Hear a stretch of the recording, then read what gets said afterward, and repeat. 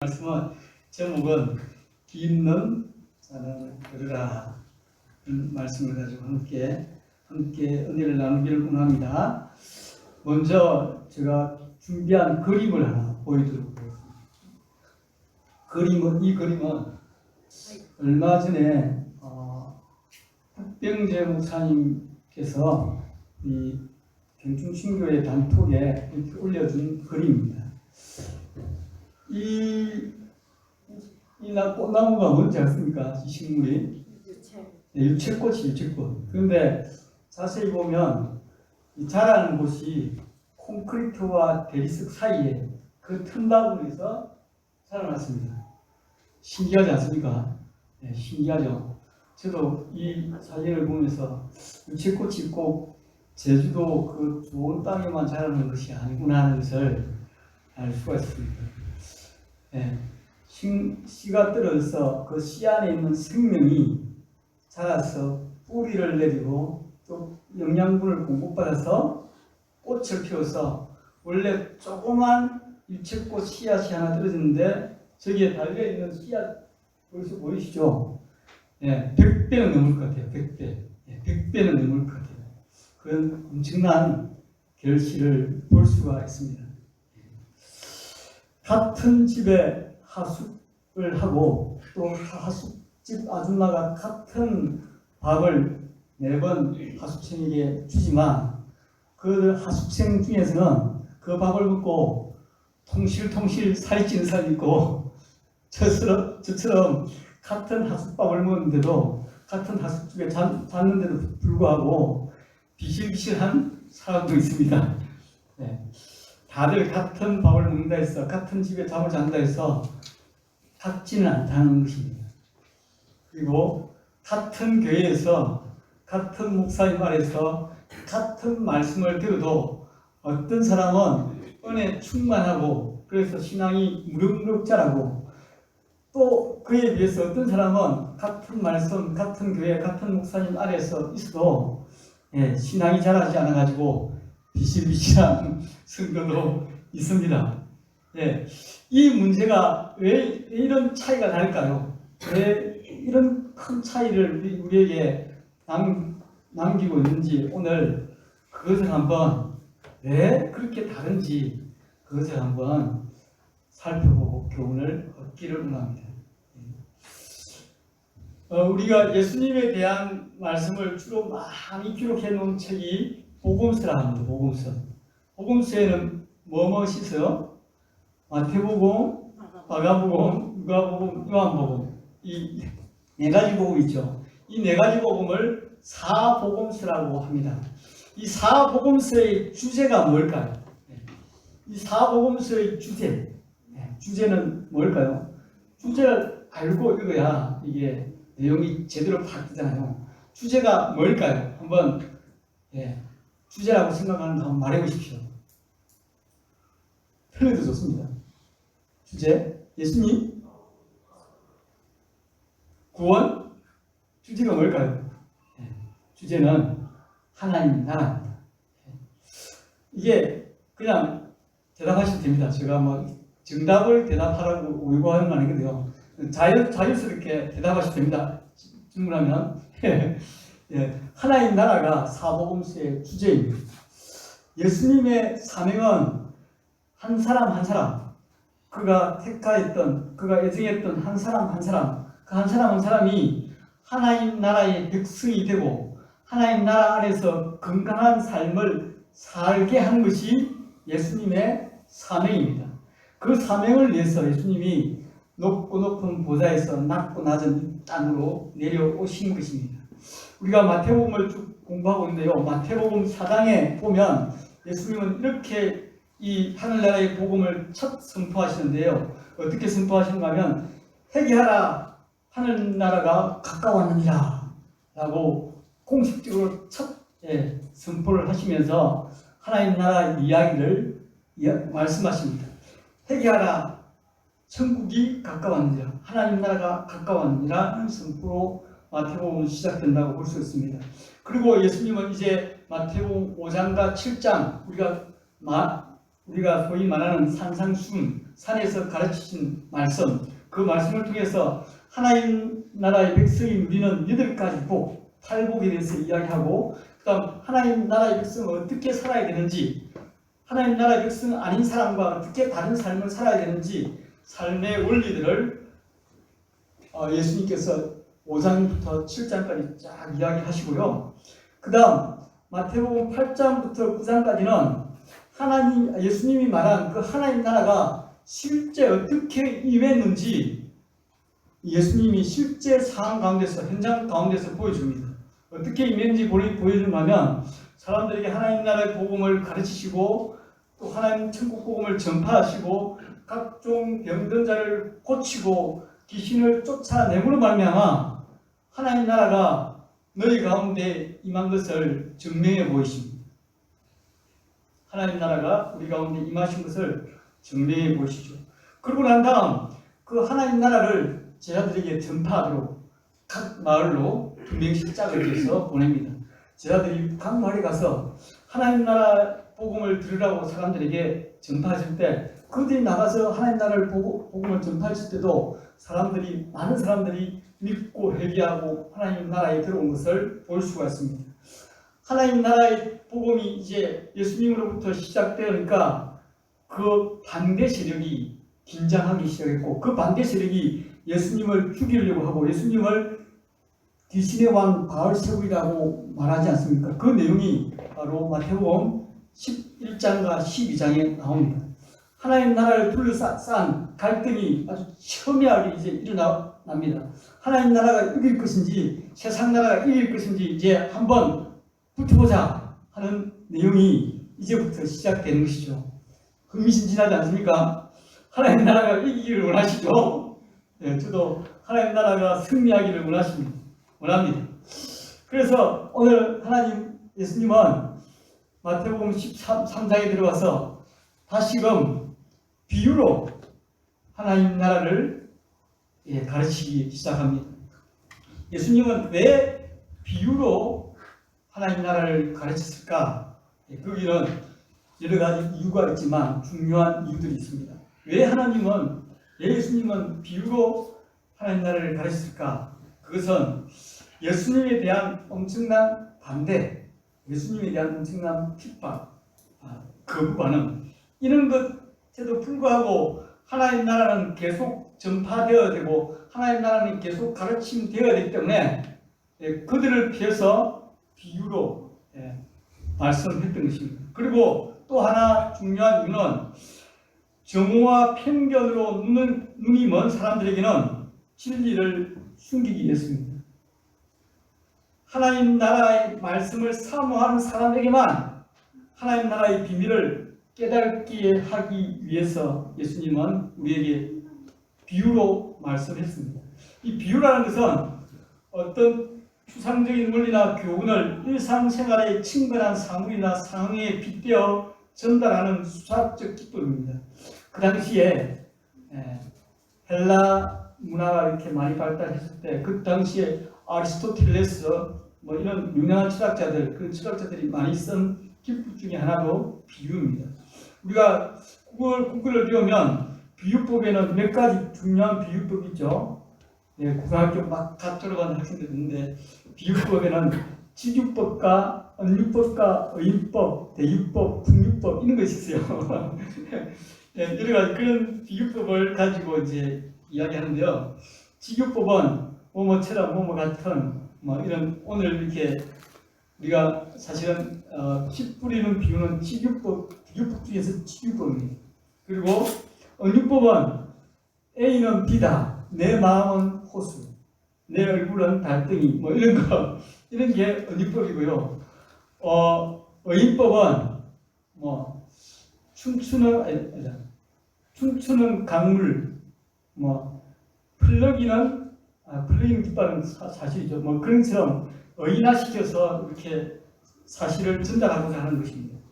예수님도 많은 사람들에게 하나님 나라의 복음을 전하면서 이 비유법을 많이 사용했어요. 예를 들면 공중에 나는 새를 보라, 들에 있는 백합화를 보라 하면서 그들이 일상적으로 만나는 작은 소재들, 그런 일상 속에서 보는 그런 사물들을 통해서 하나님 나라의 귀한 원리들, 하나님 나라의 귀한 비밀들을 가르치고 있었습니다. 오늘 또 역시 예수님은 이 비유를 통해서 하나님 나라를 가르치고 있습니다.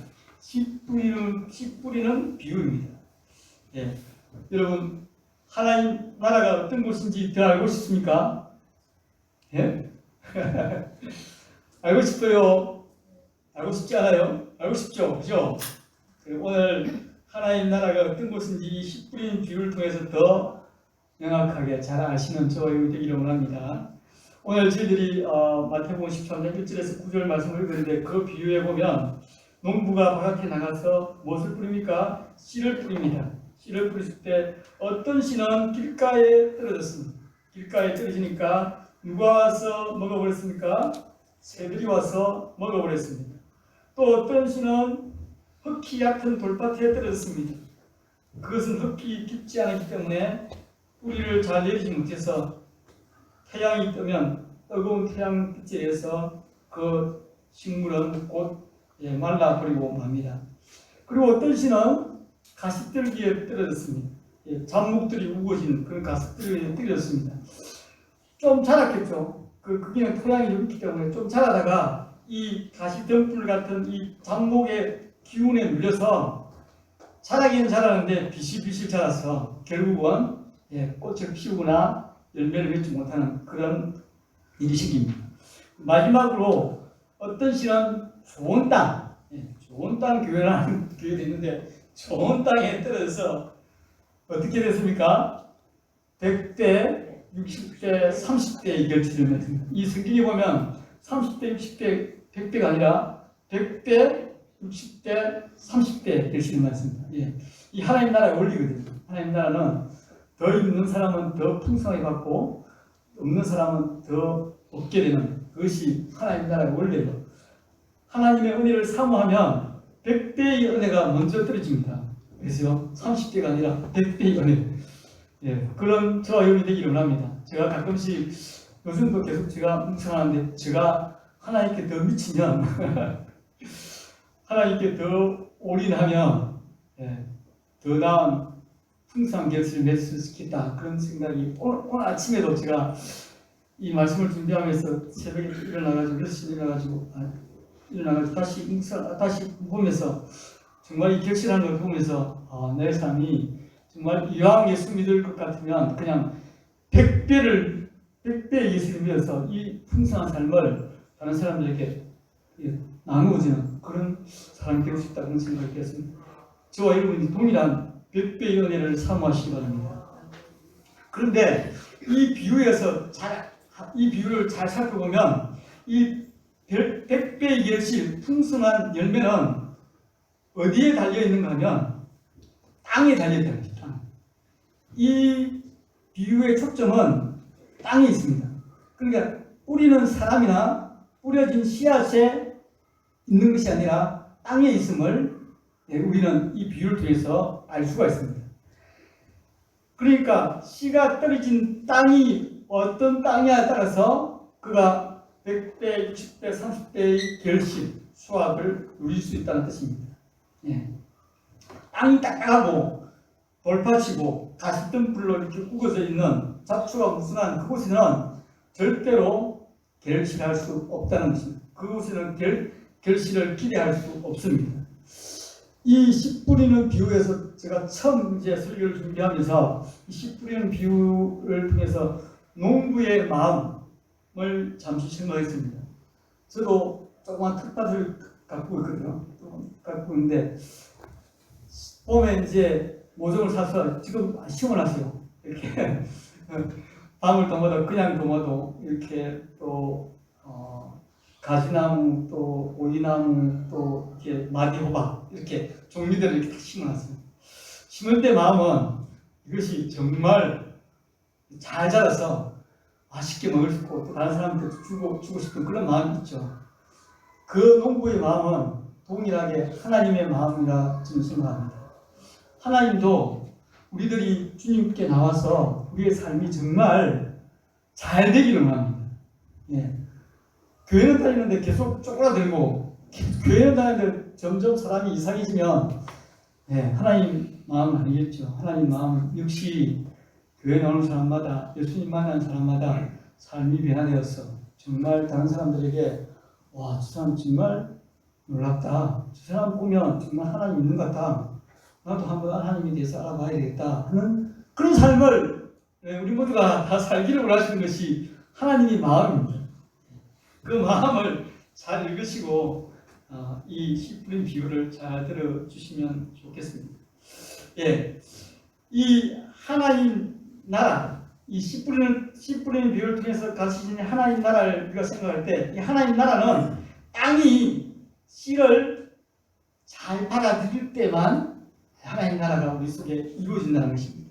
땅이 하나님 말씀인 이 씨를 잘 받아들이지 않으면 결코 하나님 나라 안에서 하나님 나라 안에 그 풍성한 꼴을 누릴 수가 없습니다.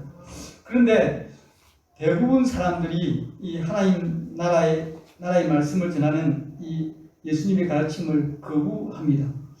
그 당시에 제가 조금 전에 이야기했듯이 지금 이제 현재 하나님 나라와 세상 나라가 강하게 충돌한다 했죠. 그 유대 땅에 사는 대부분의 유대인들은 예수님이 가르치신 하나님 나라의 복음, 천국 복음을 거부했습니다. 예수님의 어떤 분인지도 알아보기를 싫어하고 예수님의 자체를 거부하고 예수님을 인정하지 않는 그런 분위기가 그 당시에 가득했습니다. 예수님을 잘 받아들이지 않죠. 이것은 그 시대나 지금 시대나 저는 마찬가지라고 생각합니다. 마음이 완악하여서 사람들이 도대체 하나님 말씀, 복음을 받아들이려고 하지 않습니다.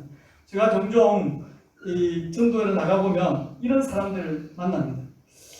제가 예수님 믿어야 되지 않습니까? 교회 나오십시오 하면 한마디로 No! 아니 나 안 돼. 됐어. 이런 사람 많이 만납니다. 그때 저는 마음이 좀 상하지만 그들이 괜히 좀 불쌍해 보이지만 그들이 속에 있는 완악함을 제가 발견하게 됩니다. 그들은 말씀을 받아들이지 않는 것이죠. 눈 감아버리고 귀 막아버리는 것이죠. 그런가 하면 예수는 내 삶에 필요 없다는 것이죠. 이 예수님의 말씀을 받아들이지 않는 것이 과연 믿지 않는 사람에게만 일어나는 현상일까요? 믿지 않는 사람만 하나님의 말씀을 거부할까요? 저는 그렇지 않다고 생각합니다. 교회에 다니는 사람들, 소위 예수 믿는 사람이라고 하는 사람들조차도 이 말씀을 잘 받아들이지 않습니다. 잘 받아들이지 않아요. 우리가 말씀을 잘 받아들이면 정말 변화가 눈에 이렇게 볼 수 있는데 대부분 저를 비롯하여 말씀을 잘 받아들이지 않습니다. 그래서 하나님은 저에게 계속 이렇게 말합니다. 지금도 상지가 제발 내 말 좀 들으라 이렇게 말하는 거죠. 그러면 니 달라져 이렇게 말합니다. 제발 지금 똑바로 들어, 제발 좀 들어 이렇게 말하고 있습니다. 사랑하는 성도 여러분, 저를 비롯하여 정말 하나님 말씀을 기쁘게 아멘 하고 받아주시기 바랍니다. 아멘. 하나님 저에게 오늘 말씀해 주십시오. 오늘 제가 큐티하는데 제가 성경 읽도하는데 하나님 저에게 말씀해 주십시오. 제가 말씀 듣겠습니다. 나는 그런 마음이 있는 사람이 좋은 땅에 있는 사람. 그 사람이 바로 말씀을 통해서 결실을 맺는 사람이라고 저는 생각합니다. 그래서 아멘 성도가 되시기 바랍니다. 아멘 성도. 찬송가, 저희들 찬송가 그 아멘 찬송가는 잘 안 부르지 않는데 찬송가에 보면 640장부터 645장까지 찬송이 가사 다 그냥 아멘이에요. 아멘. 아멘, 아멘, 아멘. 장로에 가면 기도, 대표 기도 빠지면 이런 찬양도 하죠. 이것은 여러분들이 그 말씀에 내가 동의합니다. 그 말씀을 내가 받아들이겠습니다라는 뜻입니다. 그런 자세로 여러분들 말씀을 잘 받아들이시면 얼마나 하나님께서 저희들을 사랑하실까요? 이 말씀의 비유를 좀 더 이제 풀도록 하겠습니다. 이 땅을 보면서 나는 과연 지금 어떤 밭인지 나는 지금 어떤 땅인지 한번 살펴보시기 바랍니다. 이 말씀은 제자들에게 예수님이 그 땅의 비유를 이해하지 못하는 제자들에게 가르치는 말씀입니다. 오늘 우리가 함께 읽지 않았지만 마태복음 13장 18절 이하로 이렇게 그런 적 씨 뿌리는 비유를 들으라. 제발 들으라 라고 말씀하시면서 길가 또 돌짝밭 또 가시덤불 좋은 땅이 어떤 땅인지 다시 예수님께서 풀어 설명해 주십니다. 자, 길가 땅을 한번 살펴보도록 하겠습니다. 길가 땅은 어떤 땅이냐면 천국 말씀을 듣고 깨달지 못할 때 악한 자가 와서 그 마음에 뿌린 씨를 빼앗나니 빼앗기는 사람이 말씀을 빼앗기버리는 사람이죠. 자, 여기서 중요한 포인트가 있는데요. 말씀은 어떻다고요? 들었습니다. 그분은 지금 어디에 앉아 있어요? 예수님 곁에 앉아 있거나 교회에 앉아 있는 사람입니다. 교회에 와야 아니면 또 전도 받는 사람이겠죠. 말씀 앞에 와야 듣죠. 듣지만 이 길가에 있는 사람의 문제는 그 다음에 나오는데 깨달지 못한 것입니다. 듣기 위해서 앉아있는데 깨달지 못하는 것입니다. 말씀을 이해하지 못한다는 것이죠. 이 깨달지 못한다는 것을 좀 더 이렇게 풀어서 설명하면 마음이 완악하여서 마음이 꽉 닫혀서 굳어서 화가 나가지고 불이 나서 아니면 다른 이론에 사로잡혀서 다른 지식에 사로잡혀서 세상 그게 가치관에 사로잡혀서 말씀을 거부하는 현상입니다. 그것이 말씀이 튕겨나가는 거예요. 말씀이 튕겨나가기 때문에 누가 와서 그 말씀을 빼앗아갑니까? 악한 자가 빼앗아가 버리는 것입니다. 악한 자가 빼앗아가기 때문에 이 사람은 말씀에 싹도 키우지 못하고 물론 자라지도 못하고 물론 결실하지 못합니다. 그에게는 아무 말씀의 능력이 나타나지 않는다는 것입니다. 마음이 완악하여서 내 오늘 목사님이 아무리 설교해봐 내 듣지 않을 거다. 내 할 일을 할 것이야. 나는 마음이 다쳤어. 그런 상황이죠. 그 당시에 많은 사람들이 예수님의 그 복음이 아닌 천국 복음이 아닌 다른 이론에, 다른 전통에, 다른 교리에, 다른 율법에 마음이 가득 차 있었기 때문에 주님 말씀을 그들이 완악하여서 거부해버린 것입니다. 그들에게는 도저히 결실을 얻을 수 없습니다. 두 번째, 흙이 얕은 돌밭. 돌밭에 뿌려졌다는 것은 말씀을 듣고 즉시 기쁨으로 받되 그 속에 뿌리가 없어 잠시 견디다가 말씀으로 말미암아 환난이나 박해가 일어날 때 곧 넘어지는 자요. 돌밭에 뿌려진 자는 사실 길가에 뿌려진 자보다는 좀 낫습니다. 여기 보면 그 사람은 일단 말씀을 들었습니다. 그리고 어떻게 했습니까? 말씀을 거부한 게 아니라 즉시 기쁨으로 받았습니다. 진일보한 것이죠. 말씀을 듣고 기쁨을 받았다는 것은 제가 말씀을 전할 때 하나님 말씀을 들을 때 아멘 기쁨 은혜가 있었다는 거죠. 잠시 은혜가 있었다는 것입니다. 그런데 이 사람의 문제는 뭔가 하면 21절에 그 속에 뿌리가 없습니다. 기쁨으로 말씀을 받았지만 뿌리를 내리지 못했다는 뜻입니다. 뿌리를 내리지 못했다는 것. 이것이 이 사람의 가장 큰 문제인데 뿌리가 없다는 것은 뭔가 열심히 이 부분에서 열심히 주석을 찾았습니다. 맹쾌한 답을 얻지는 못했지만 뿌리가 없다는 것은 자아가 죽지 않은 상태입니다. 말씀을 통해서 완전히 깨어지지 못한 상태를 의미합니다. 아직도 육신이 살아있어 말씀에 굴복시키지 못하는 상태입니다. 내 육신도 살아있고 말씀의 즐거움도 같이 취하는 그런 사람이 뿌리가 없다는 뜻입니다. 우리가 좀 상상해 보도록 하겠습니다. 씨가 뿌리를 내리려면 씨가 그대로 살아있으면 되겠습니까? 절대 뿌리를 못 내립니다. 씨가 떨어졌는데 씨가 그대로 남아있으면 절대 뿌리가 생기지 않습니다. 어때? 그 씨가 썩을 때 그 씨가 죽을 때, 예, 자기 부인할 때, 그때 뿌리가 내리기 시작합니다. 예, 사도행전이 잘알 것 같은데요.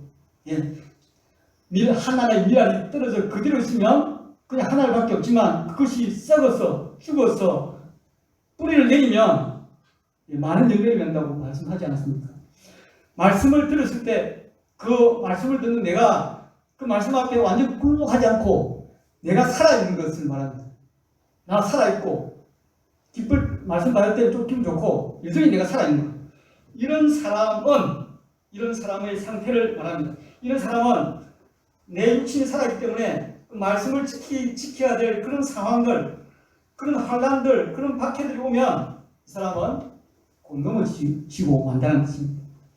내가 그런 사람이 아닌지, 이 자식이 그런 사람이 아닌지 한번 잘 살펴보시기 바랍니다. 요한복음 6장 66절에 보면 그때부터 많은 제자 중에 많은 사람이 떠나가고 다시는 그와 함께 다니지 아니하더라. 예수님을 처음 많은 사람들이 따라다녔습니다.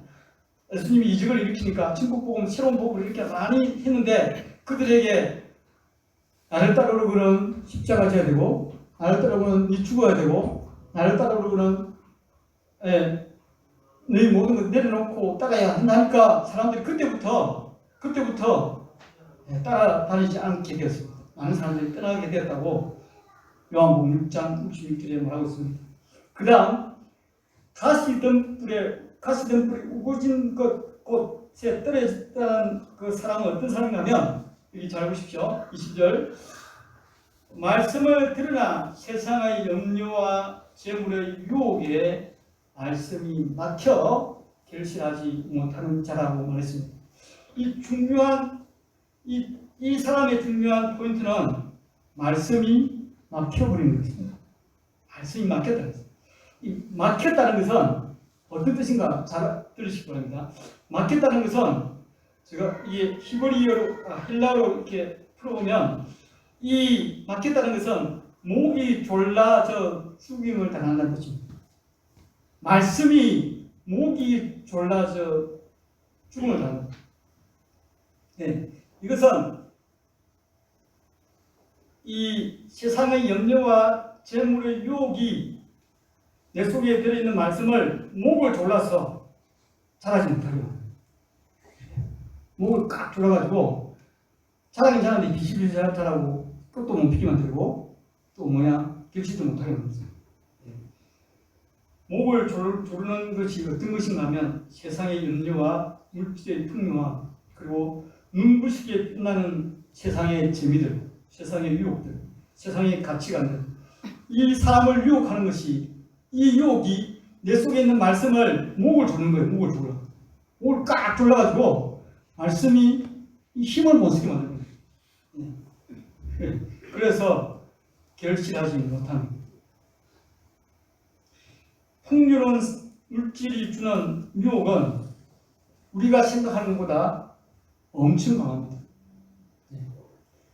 그래서 많은 사람들이 잘 먹고 잘 살면 배가 따뜻하기 때문에 하나님 찾지 않습니다. 그 물질과 그 먹을 것을 주신 하나님을 절대 찾지 않습니다. 이 유혹이 얼마나 강한지 모릅니다. 그것이 우리의 말씀의 모가지를 꽉 주어가지고 그렇습니다. 좋은 땅에 떨어졌다는 것. 좋은 땅이라는 것이 어떤 것 보면 좋은 땅은 딱 이렇게 설명했어요. 좋은 땅에 뿌려졌다는 것은 말씀을 듣고 깨달는 자니 말씀을 듣고 받아서 깨달은 사람이 결실하는 사람입니다. 여기서 중요한 포인트는 앞에 다들 듣고 받고 했잖아요. 그런데 이 사람은 깨달았다고 말합니다. 헬라어로 깨달았다는 의미의 헬라어는 시미엠인데 이것은 어떤 의미인가 하면 두 개의 사물이 하나로 합쳐지는 것, 하나로 동화되는 것, 한마디로 융합, 요즘 융합이야 융합, 하나로 융합되는 것. 그것은 곧 말씀과 내가 하나 되고 말씀과 내가 동화되고 말씀과 내가 융합되는 것입니다. 이 융합되었을 때에 하나가 되었을 때 우리는 결실합니다. 되시기 바랍니다. 말씀의 삶, 말씀으로 내 자신을 갈아엎고 말씀에 깊이 뿌리를 내려서 그 말씀의 영양분을 쫙 빨아들여서 내 속에 다 말씀으로 채워주는 그런 상태가 됐을 때 100배, 60배, 30배의 결실을 맺습니다. 그런 사람이 되기를 원하십니까? 말씀에 깊이 뿌리를 내리시기 바랍니다. 그리고 말씀의 영양분을 충분히 공급받으시기 바랍니다. 그래서 말씀의 사람이 되시기 바랍니다. 시편 1편에 복 있는 사람은 말씀을 주야로 묵상하는 자다. 그 사람은 시절을 쫓아 봄, 여름, 가을, 겨울 시절을 쫓아 열매를 풍성하게 맺는다고 말씀했습니다. 여러분 삶이 정말 100배, 60배, 30배 맺는 그런 풍성한 삶을 살고 싶습니까? 그런 말씀에 깊이 뿌리를 내려주시기 바랍니다. 제가 얼마 전에 기도 제목을 받았는데 그 기도 제목에 이런 기도 제목이 있습니다. 세상의 만족과 평안이 아닌 영혼의 만족을 추구하는 삶을 살기를 원합니다. 이런 기도 제목을 저한테 주었습니다. 민주자매. 제가 민주자매가 왜 이렇게 기도 제목이 달라졌을까? 제가 이 설교를 준비하면서 민주자매가 빠지지 않고 하는 큐티 때문이라고 생각합니다. 민주자매는 오랫동안 큐티를 빠지지 않고 말씀을 계속 숙지하니까 어느 날 자기가 좋아했던 세상의 만족, 자기가 원했던 세상의 평안이 아닌 영혼의 진정한 만족을 추구하는 그것이 참된 삶임을 깨달았기 때문에 이런 기도 제목이 나왔다고 저는 생각합니다. 결실은 그냥 당장 한 번을 들었다고 결실을 맺는 것이 아닙니다. 이 열매는 우리에게 시간을 요구합니다. 듣고 깨닫고 그 말씀을 품고 품는 그런 시간, 세월을 요구합니다. 결실이 하루아침에 되어지는 것이 아니지 않습니까? 밭에 있는 벼도, 과일나무도, 쓰라린 폭풍, 또 쓰라린 강풍, 더위, 해충 이런 것을 모두 다 이겨내었을 때 비로소 꽃을 피우고 열매가 맺지 않습니까?